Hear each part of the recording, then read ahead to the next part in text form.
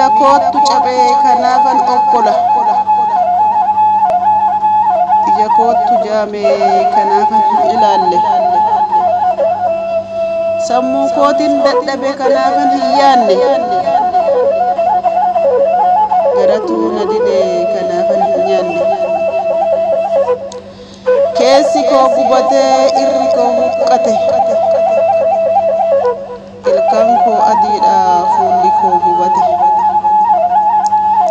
nan aadanan boo'aa imimmaan koo cobsee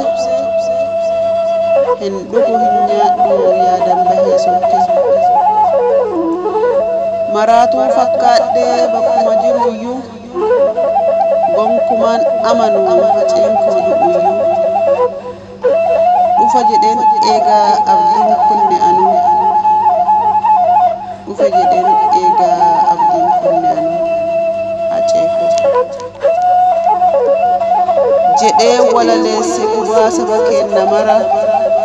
gubaan keessa isaa keessa kootis jira imimmaan harcaasee qabachuu dadhabe doo hacee boodan jiraachuu koo gaabbe ergumaan dhaladhee addunyaa gubbatti firaaf aalii danuu awwaalee dachitti